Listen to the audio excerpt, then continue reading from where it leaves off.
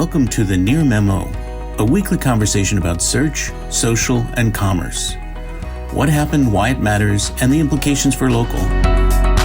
Hello again. Welcome to episode 78 of the Near Memo with David, Mike, and Greg, talking about search, social, and commerce with a hefty dose of local, as we always do. And this week, we're going to be talking about Yelp selling its own data to marketers. We're going to be talking again about Tik-Tok, which is a topic we can't seem to get away from.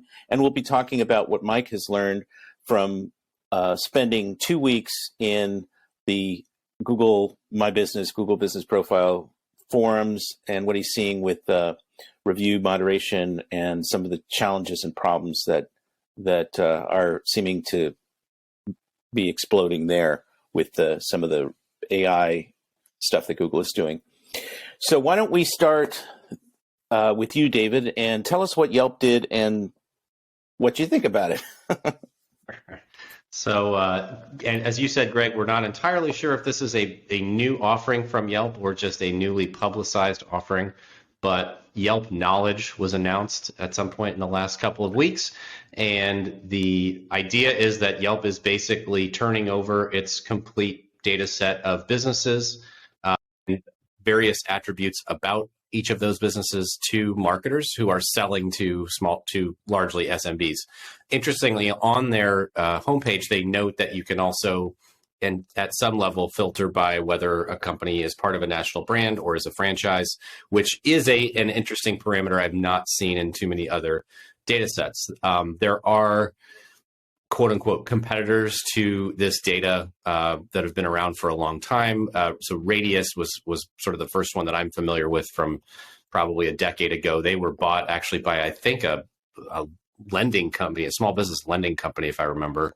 But these data sets existed. All the listings guys do this.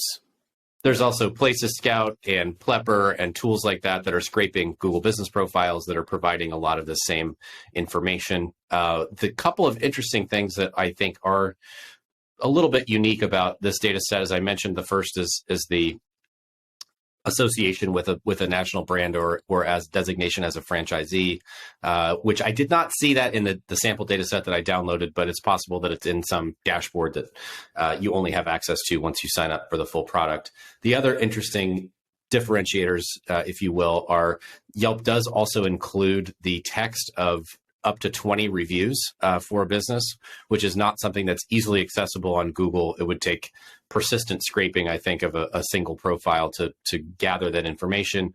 All of those reviews are timestamped. So potentially you can get a sense, particularly if you're analyzing a whole range of locations across a single franchise or a single national brand, you might be able to get a sense of the persistent customer service issues across each of those locations before you even went into a sales conversation. So that's something that is unique and could be really useful to marketers. And the other thing that I thought might be unique is new business openings. They highlight that as a real selling point. Most of the other attributes are things that you, again, could get from a number of different public data sources. Do they offer delivery? Do they accept credit cards?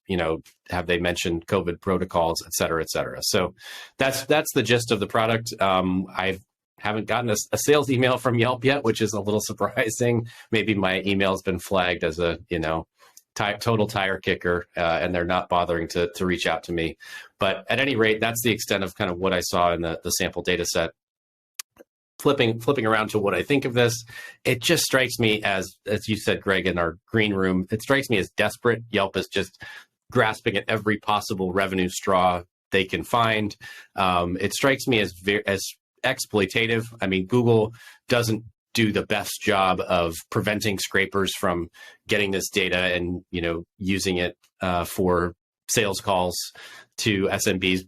Breeden has said in the past that small businesses are getting something like 20 calls a week from marketers selling SaaS products. So this is only going to amplify that problem. But what's interesting is that in many cases, these are businesses, in the majority of cases in the sample data file, these are claimed Yelp listings. So you're a business, you're going to Yelp, and then they're turning around and selling that data that you gave them to market your business so that you can be sold to again by another company, which just feels really, really underhanded and not all that out of step with Yelp's other business practices from what their history is. So did I read that there is no public pricing? This is all off-sheet pricing. I think it is all off sheet. I didn't see anything on their. Yeah, there was no pricing information. I haven't gotten a pricing follow up from a sales guy. We will update this space if and when I ever get that response. Yeah, there was no pricing information on the website. Two additional points. Total data set is 10 million, which I don't think you mentioned, and then there are no email addresses in the list. You get phone numbers, but you don't get email. So I mean, usually if you're a fairly well-oiled sales machine, you would be combining this data with another data set that includes email addresses. Right, of course. You can match it with many other data sets against your own data, against other, Zoom info, whatever it is. So one thing about this data set, it's just bricks and mortar, right? To get into Yelp, you have to have a storefront. Isn't that correct? I believe that's service area businesses.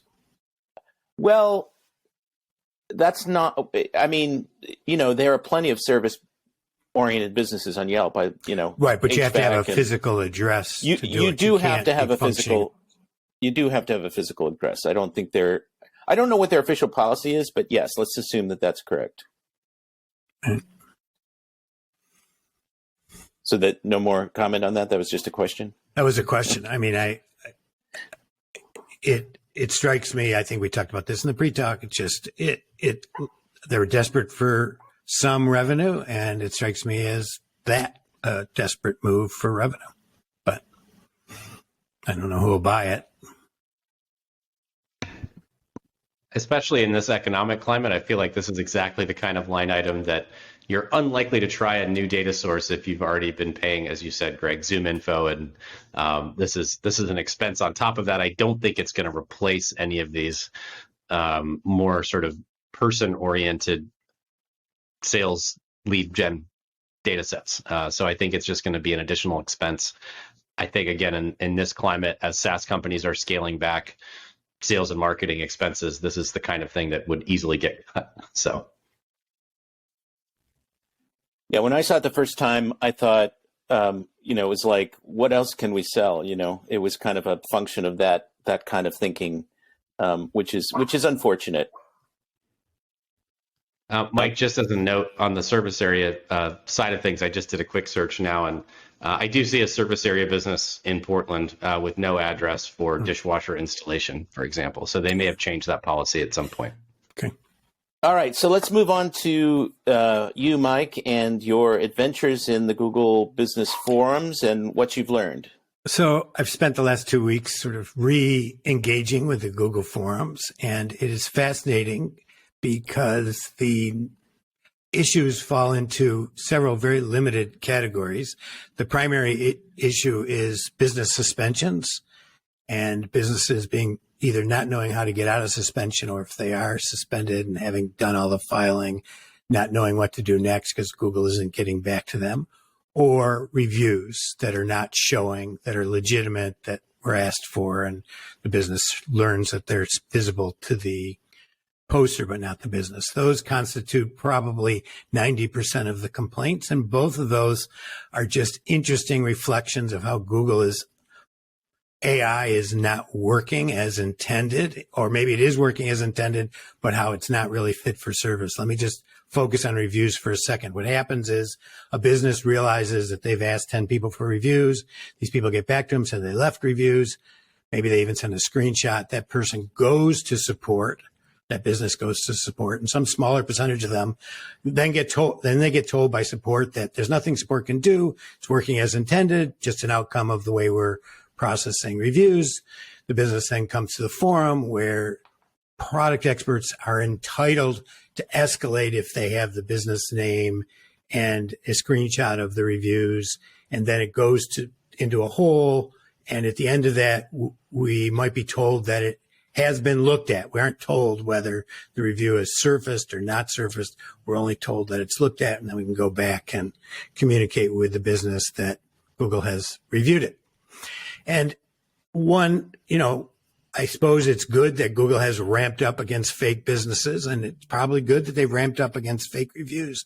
But when you start working the numbers back, if I'm seeing almost 300 a month in the review case here, one assumes there's 3,000 a month that are going to support, and there's probably 30,000 a month that aren't doing anything, that are legitimate reviews. That means, okay, maybe they're taking down 4 times that. Maybe they're taking down 120,000 fake reviews a month. But the price of that to consumers and businesses is 30,000. It's a big number. And maybe it's twice that. It might be 60,000 because half of them probably don't even notice, right? So whatever the number is, it's a big number. And Google is not accepting any of the costs of this. The business, they're encouraging the business to ask for reviews. The business asks for reviews. They don't show up. They learn that the person gave them. They think there's a bug in Google. They pursue it. They spend a lot of time running around. They come to the forum. Product experts have the privilege of escalating it, so they possibly training the AI. Maybe it'll get better, but the way they handle AI with it, when it makes these statistical judgments and it's right 80% of the time, gets 20% wrong. They shift all of those costs away from their organization and leverage the dumb volunteers like myself to train the AI. It isn't working, and it isn't working well. It doesn't work well for suspensions or for Google post images. It doesn't work well in a number of areas.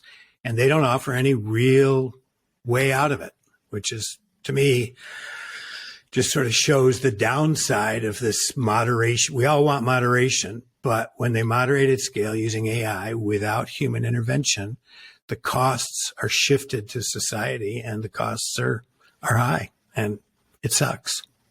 Well, so I would just add that the AI is only as good as the rules that were used to generate it. And I've actually run into a different case with Google Business Profiles just in the last month.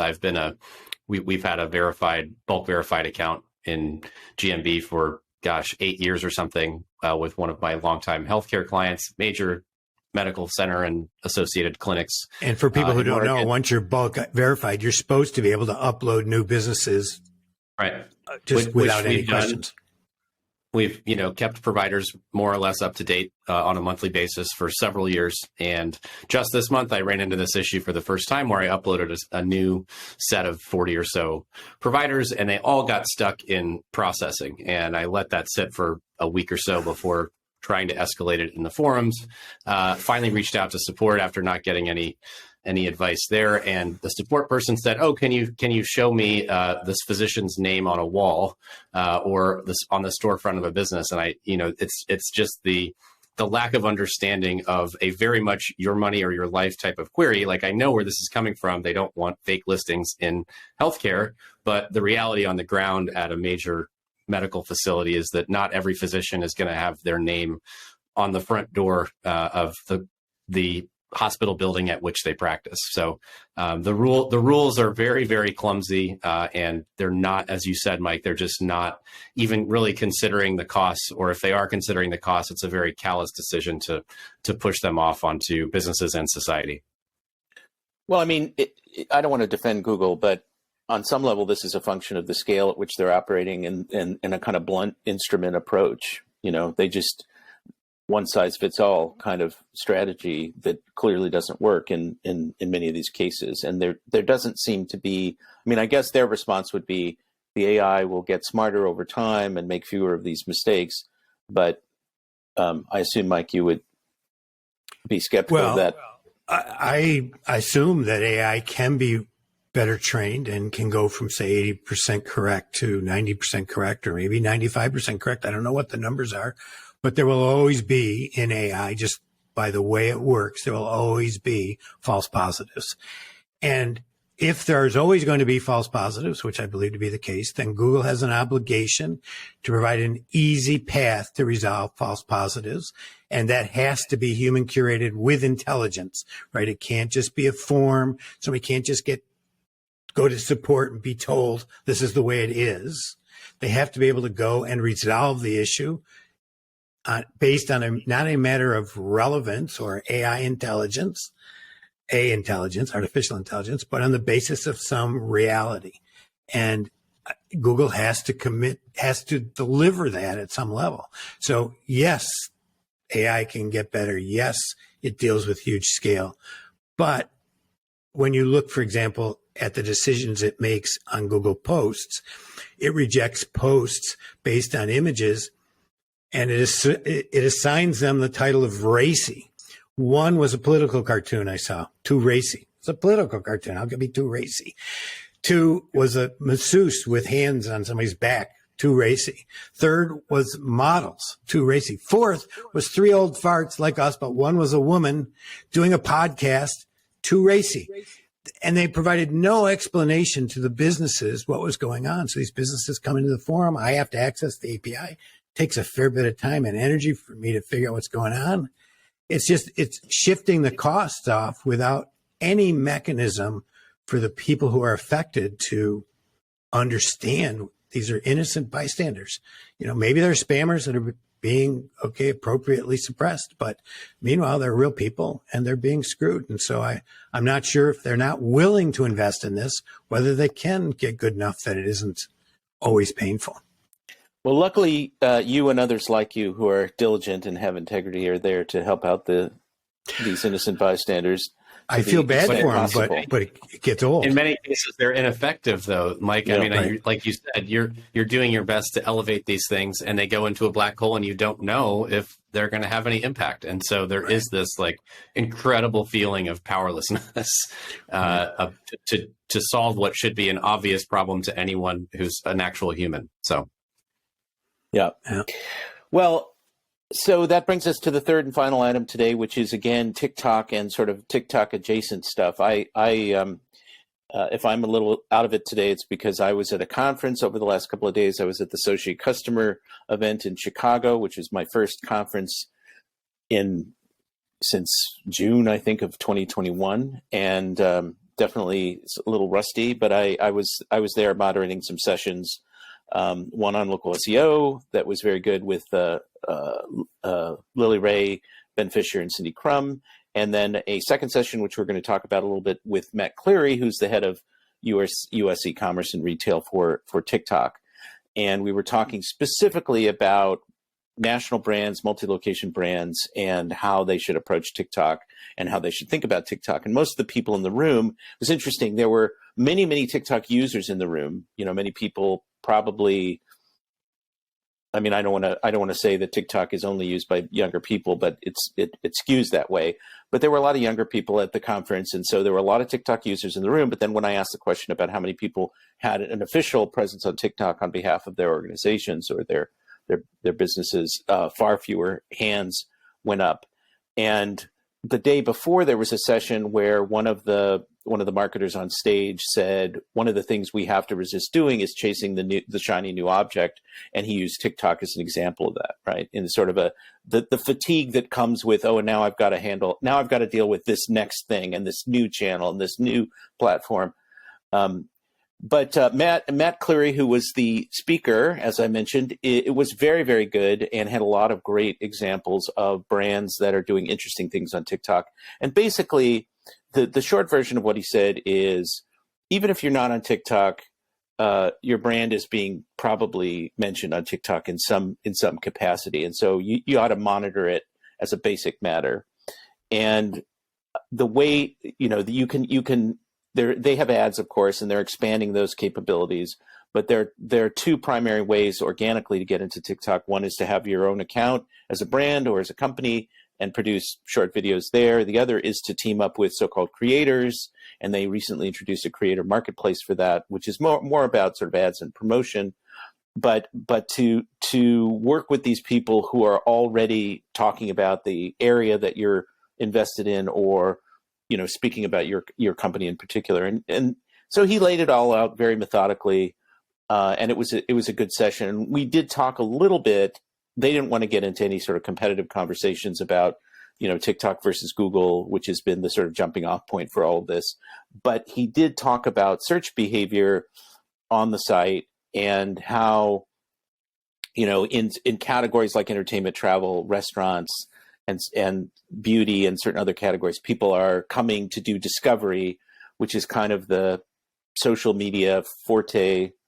But they're also doing, keyword searches, and TikTok does have suggested queries. It's kind of a guided search paradigm. Once you do your sort of initial search, then they suggest related queries for you. And any questions about that before I expand into the broader topic? No? Just one comment. I don't know if you know Craig Mount. He was a local SEO. I know the name, yeah. He started a peanut butter company with sort of luxury peanut butters and flavored peanut butters.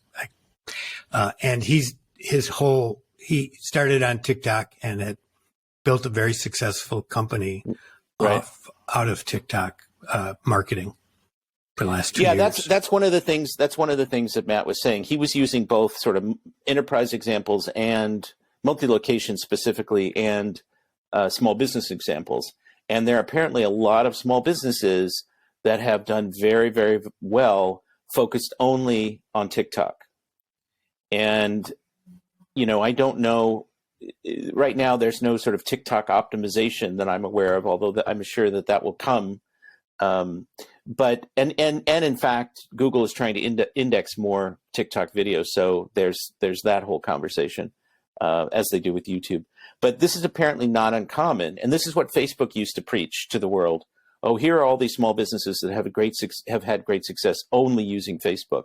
And so now that sort of mantle is, I think, passed on to TikTok. But one of the things that's been fascinating for me to read about is a lot of the anecdotal information that's coming out in the wake of the Prabhakar Raghavan comment in the Fortune conference, where he said 40% of younger users don't go to Google to find a place to eat lunch. They go to Instagram or TikTok. Some consistent themes that have come out, we've talked about this a little bit in the past, is that some of these users who are turning to TikTok find Google to be really cumbersome and inefficient, which I think is really fascinating. The idea of reading a bunch of reviews or sorting through a bunch of results is fatiguing for them, and they find it inefficient. And that's contrary to what we would expect. We see Google typically as like the epitome of efficiency, speed, gets you the relevant data set. You can, zero in on your target and make a choice. And this is the opposite of what these folks are saying.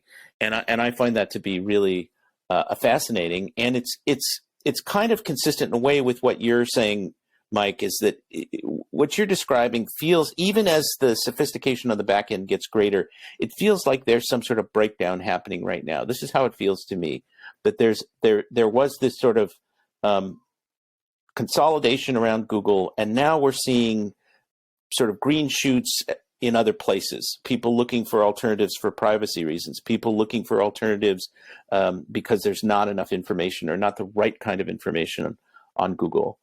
And that led me to also think about, I wrote on Friday about BlenderBot, which is the Facebook chatbot, AI chatbot, and that's kind of gone off the rails very quickly with anti-Semitism and racism and hate speech and all kinds of stuff. But it led me to think about... Just shocking. One of the most surprising stories I've read in our newsletter all year. Sarcasm. Well, that happened to Microsoft. I mean, in fairness to Facebook, that happened to Microsoft, and that's happened to others. Exactly. They should have realized this. Well, they train it on a data set that includes all this crap, So it's to your point, garbage in, garbage out. Mike, what were you going to say? Well, even in the best scenario, I mean, let's assume that Google has trained their review AI and their image AI with the best of data.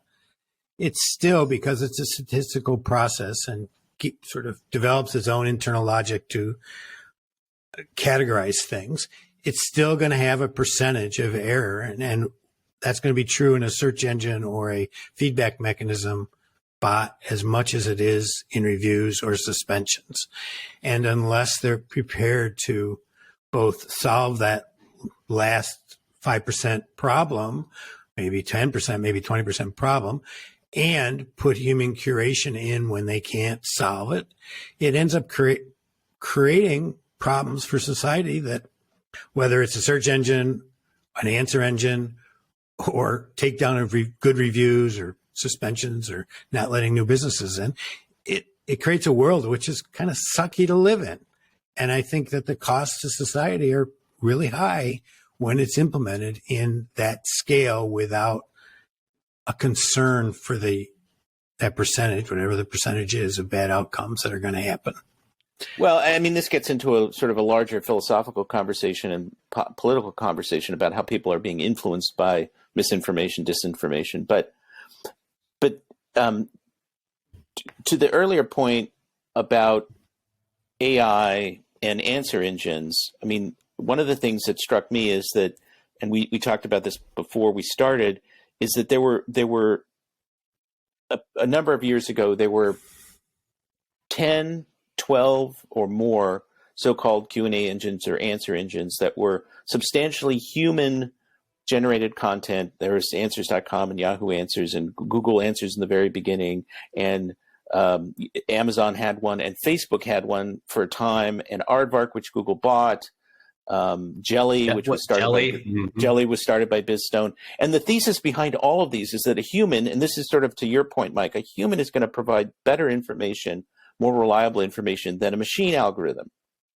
But none of these really, I mean, some of them are still around, but none of them really rose to the level of mass adoption. I mean, you know, there might be people out there that would disagree. You know, Yahoo Answers certainly was one which is now gone, and Quora maybe, but they're not very useful. But I couldn't help but think at this moment, there's some combination of human intelligence and human kind of Q&A exchange, and then AI that could potentially work now that we have more sophisticated AI. I don't know, you know, I'm not technical enough to know how that would come together, but intuitively it feels like there's another opportunity to build something around that. Disagree? Agree? I think we don't agree. know. At least I do. Yeah, I think I do in theory. But what happens is humans have a tendency to sully the bed in which they sleep from either marketers or abusers of the content or people with an agenda. It's hard to imagine it being an idyllic outcome for me. I do, in theory, agree with you. It's possible. I will await the day and judge it then. David, what were you going to say? I was going to say, just, you know, off the top of my head, if you had a TikTok influencer who decided to visit the top 50 restaurants in a category in a city, according to Google, right, that had generated this list largely through artificial algorithms, and the outcome of that was a video series on TikTok, that could be very, very useful for people who were trying to decide where to go to lunch, and actually more useful than just looking at those very static listings on Google, as rich as they might be with videos or photos and menus and even videos, etc. That sort of like combination of a human touch, but built on an artificial intelligence sort of data set, could actually be very engaging and more useful than what Google's providing today.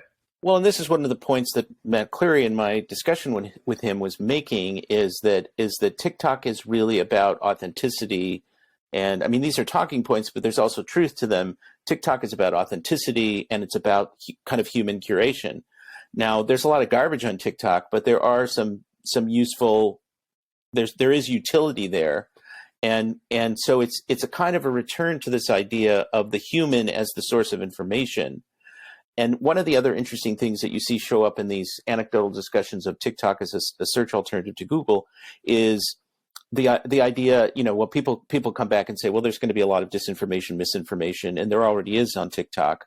But the users seem confident about their ability to parse it. Now, maybe that's naive, but there seems to be, I'm aware of this problem, and I don't really care. I'm not worried about it as much as maybe we might worry about that on search engines or social media sites that are feeding people recommendations through an algorithm. So, I mean, I feel like there are a lot of sort of interesting things happening right now. It feels like a moment of opportunity for me in the search world that hasn't existed in a while. That's my instinct. Now, I don't know Ending if that's on an optimistic note. yeah, I don't know if that's true or not, but I would hope that it's true, because I think we've been sort of stuck in this world where there's sort of very few options, and it's not good for Google. It's not good for users. I think that hopefully we'll see something more viable evolve in the near future. And on that note, thanks for watching another week. Come back again, subscribe to nearmedia.co, and we will see you next time. Thanks for joining David, Mike, and Greg. To stay on top of the latest developments in local, subscribe to our newsletter at nearmedia.co. We'll see you next week.